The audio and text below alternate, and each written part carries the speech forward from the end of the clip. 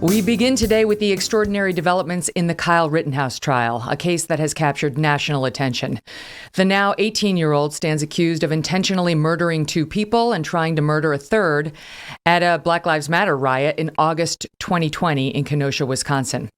That riot took place in the wake of the lawful, police-involved shooting of Jacob Blake, a man resisting arrest who pulled a knife on cops, who was then shot 7 times by an officer. Days later, then 17-year-old Kyle Rittenhouse went to Kenosha to protect the city from the planned riot, burning, and looting. He was given an AR-15 by a friend in Kenosha and was heard on tape saying he wanted to help act as a medic and to keep the peace. Chaos ensued, and Kyle shot 3 people. For over a year, the media has condemned this kid as a vigilante domestic terrorist who went on an unjustified killing spree. No open-mindedness to his claim of self-defense, nor the videotapes that clearly back that up, or to his story that he went to Kenosha that evening to stop the lawless behavior of others when police would not or could not. Here's a sample of that media coverage. Kyle Rittenhouse, the 17-year-old vigilante. Kyle Rittenhouse, a vigilante. Kyle Rittenhouse, the armed teenage vigilante. A 17-year-old vigilante, arguably a domestic terrorist, picked up a rifle, drove to a different state to shoot people. Kyle Rittenhouse, a guy who's deeply racist, went with weapons to a Black Lives Matter protest looking to get in trouble. He did. He murdered a couple of people. Rittenhouse, the 17-year-old kid, just running around, shooting and killing protesters. You see the 17-year-old who was radicalized by Trumpism, took his AR-15 to Kenosha and became a killer. A white, Trump-supporting, MAGA-loving, Blue Lives Matter social media partisan, 17 years old, picks up a gun, drives from one state to another with the intent to shoot people. A 17-year-old boy who drove across state lines with an AR-15 and started shooting people up, including a guy with a skateboard. There's so much misinformation in that butted soundbite, I don't even know where to begin. I don't even know where to begin. Kyle Rittenhouse's former lawyer was on the show yesterday saying there will be libel lawsuits, more than one. The Rittenhouse trial began on November 2nd, and it has been an utter disaster for the prosecution. Rittenhouse does not deny shooting the 3 men in question, 2 of whom died, 1 of whom was severely injured in the arm. Instead, he argues that he acted in self-defense. Self-defense is an absolute defense, and it is up to the prosecution to disprove it. Here, the prosecution is trying to do that by arguing that Rittenhouse provoked the attacks upon him, thus rendering the claim of self-defense unavailable. First, a brief primer on the relevant law. In Wisconsin, a self-defense claim generally will not prevail if the man raising it provoked the attack in the first place. Now, there are 2 kinds of provocation. Intentional, for example, goading someone you want to kill into attacking you so that you can murder him. That's not what happened here and doesn't seem to be what the prosecution is arguing, though with this DA, we cannot entirely rule it out. But then there's unintentional provocation, okay? Unintentional provocation, which can, but doesn't always, prevent a defendant from claiming self-defense. That's at the heart of this case. Unintentional provocation is where a man engages in unlawful conduct that is reasonably likely to provoke a violent response.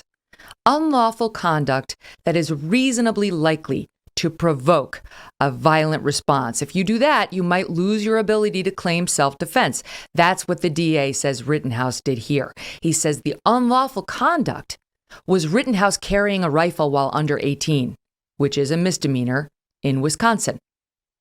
This, quite simply, is a joke, all right? First of all, just carrying a gun illegally is not likely to provoke a violent response. Do you know how many people were carrying illegal firearms that night in Kenosha? Why didn't each one of them provoke a violent response?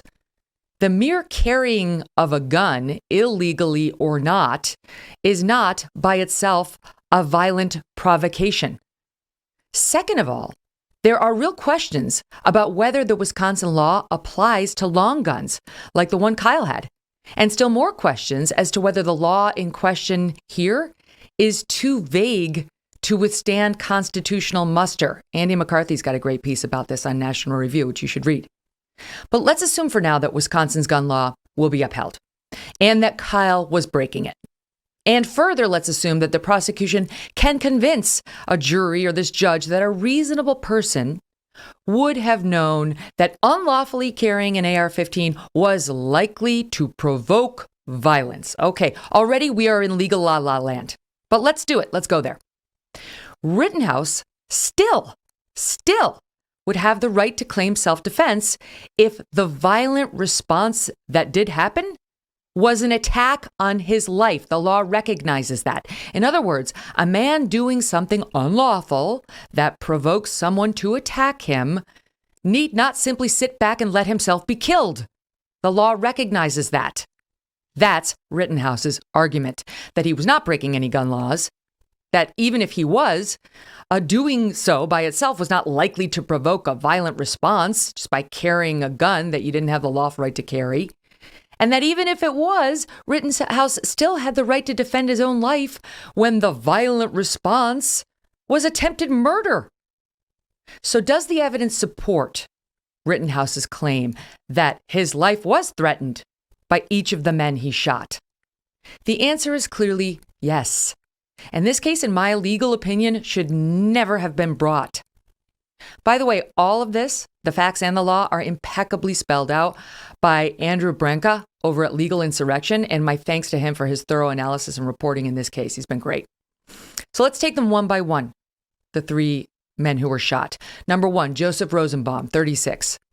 Rosenbaum was a convicted child molester on medication, only recently released from a mental facility, none of which the jury will hear because it's not technically relevant, since Rittenhouse didn't know it at the time. Still, it helps us understand Rosenbaum's behavior that night, which was erratic and threatening. Now, Rittenhouse testified yesterday that Rosenbaum chased him and threatened to kill him. This is all on tape. Rittenhouse says he was trying to retreat from Rosenbaum, yelling, "Friendly, friendly, friendly." If you watch this later on youtube.com, you can see the video that is playing while I speak. But he says Rosenbaum continued pursuit. That's when Rosenbaum's friend, Joshua Zeminski, fires a shot in the air, causing Rittenhouse to turn.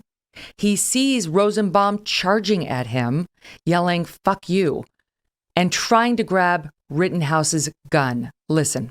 And as I'm turning around, Mr. Rosenbaum is, I would say, from me to where the judge is, coming at me with his arms out in front of him.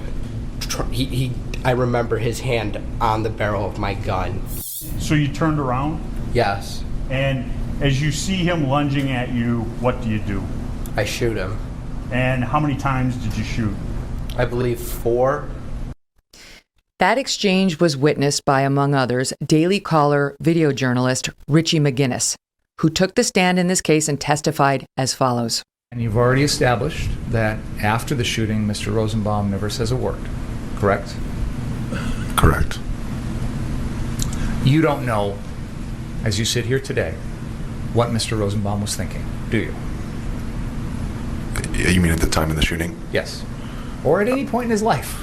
I mean, you have no idea what Mr. Rosenbaum was ever thinking at any point in his life. You have never been inside his head. You never met him before.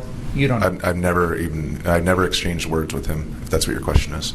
So your interpretation of what he was trying to do or what he was intending to do or anything along those lines is complete guesswork, isn't it? Well, he said, "Fuck you," and then he reached for the weapon. Rittenhouse, now the focus of an angry mob after the shooting of Rosenbaum, begins to run. He says he was heading for a police barricade to surrender himself to the cops, but that the incensed mob followed him, threw things at him, and may have pushed him.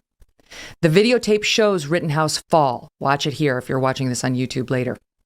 The videotape shows him fall. Rittenhouse says just before he went down, a man named Anthony Huber swung his skateboard at Rittenhouse like a bat, and that it did hit Kyle.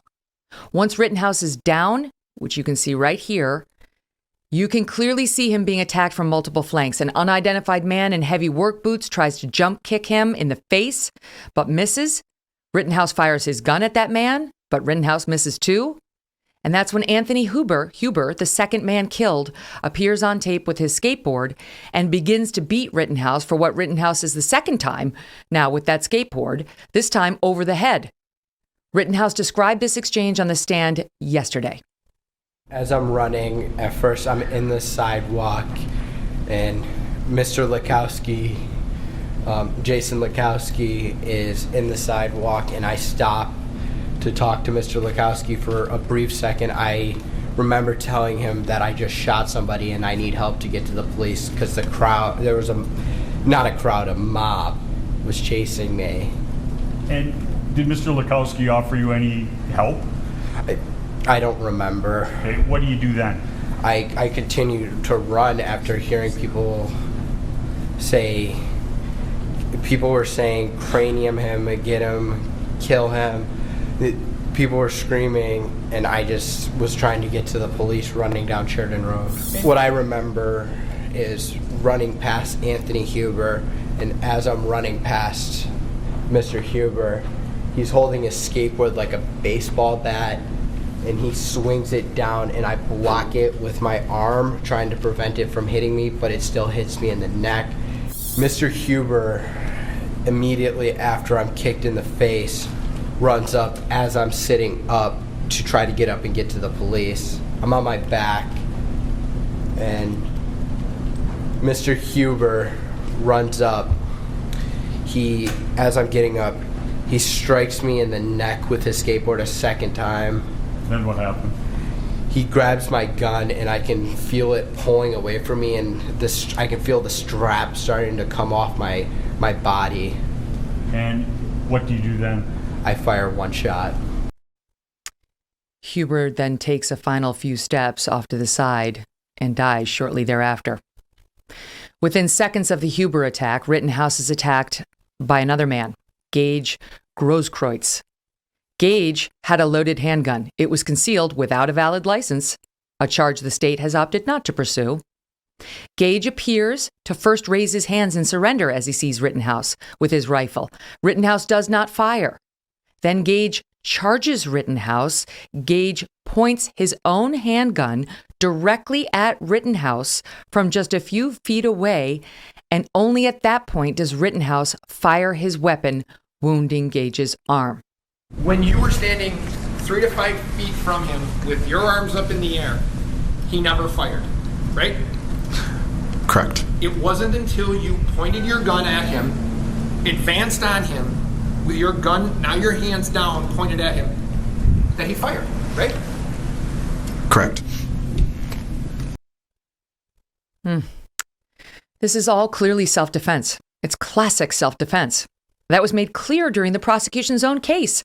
In my view, there was no need for the defense to put Kyle Rittenhouse on the stand, but when they did, the prosecution floundered time and time again. First, Kyle was humanized. As I pointed out, the media has painted this kid as a monster in front of the jury pool and the country.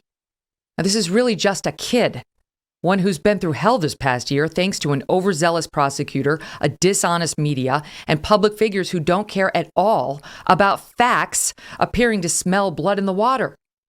Yesterday, it all seemed to catch up with Rittenhouse, who broke down on the stand. As I take that step back, I look over my shoulder, and Mr. Rosenbaum was now running from my right side, and I was cornered from in front of me with Mr. Zeminski, and there were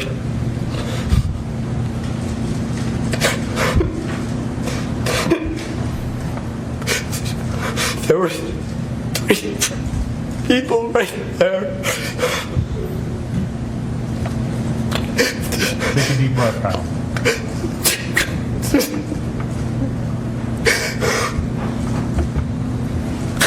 That's what I...